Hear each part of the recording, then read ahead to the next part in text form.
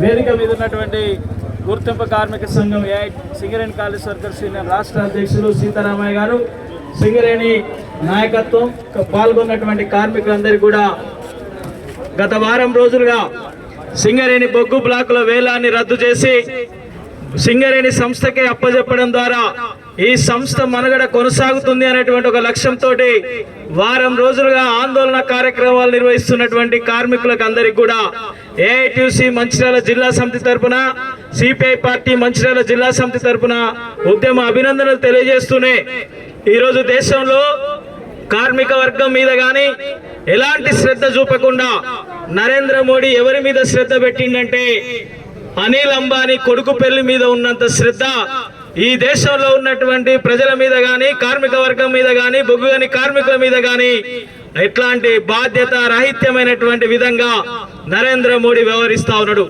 ఈరోజు ఎందుకోసం బొగ్గు గనులు బయటి వ్యక్తులకు వేలం పోతా ఉన్నాయి, ఎవరి కోసం పోతా ఉన్నాయి? ఈ దేశంలో సహజ సంపదల్ని ఎవరు తీయాలి? భూగర్భ గనుల చట్టం ఏం చెప్తా ఉన్నది? భూగర్భ గనుల చట్టాన్ని తిలోదకాలిచ్చి 2015లో ఎంఎండిఆర్ చట్టాన్ని తీసుకొచ్చి పార్లమెంట్ లో దానికి ఆనాడు రాష్ట్ర ముఖ్యమంత్రిగా ఉన్నటువంటి తెలంగాణ సాధించిన మేమే అని జబ్బలు జరిసినటువంటి టిఆర్ఎస్ వాళ్ళందరికీ కూడా ఆ చట్టానికి ఇవాళ బొగ్గు గనుల బ్లాకుల వేలం వేయడానికి ఆ చట్టం ఇలా సహకరిస్తుంది కదా. ఆ దానికి ఎవరు సహకరించారు? టిఆర్ఎస్ వాళ్ళే కదా. కానీ బొగ్గు బావుల మీద మరొకసారి జబ్బలు జరుచుకుంటూ ఈరోజు మాట్లాడుతూ ఉన్నారు. కానీ బొగ్గు బ్లాకుల్ని మన సింగరేణి సంస్థ అపారమైనటువంటి అనుభవం ఉన్నటువంటి ఈ సంస్థ మనం తీయకపోతే, మనం కాపాడుకోకపోతే ఈ ప్రాంతంలో భవిష్యత్తులో ఉద్యోగ అవకాశాలు కనుమరుగయ్యేటువంటి ఒక పరిస్థితి ముందున్నది. అంతేకాదు ఈ దేశంలో నరేంద్ర మోడీ ఏం చేస్తా ఉన్నాడంటే ఇండియన్ ఎయిర్లైన్స్ గా ఉన్నటువంటి దేశ సంపదను తీసుకుపోయి టాటాలకు అప్పచెప్పింది నిజమే కదా. రైల్వే రంగాన్ని నాశనం చేసింది నిజమే కదా.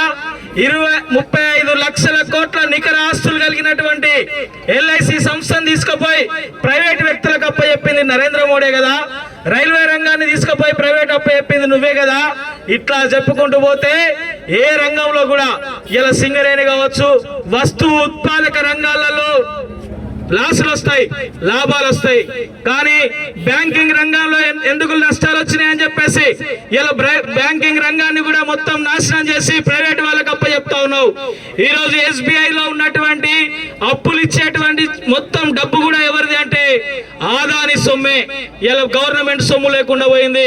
ఎందుకు తీసుకొచ్చిన ఆదాన్ని?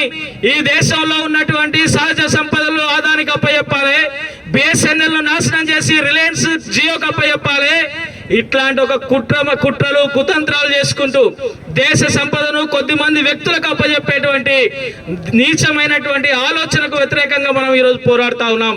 తద్వారా ఈ దేశంలో ఉన్నటువంటి నిరుద్యోగులకు ఉద్యోగ అవకాశాలు వచ్చే విధంగా మనం కొట్లాడుతా ఉన్నాం.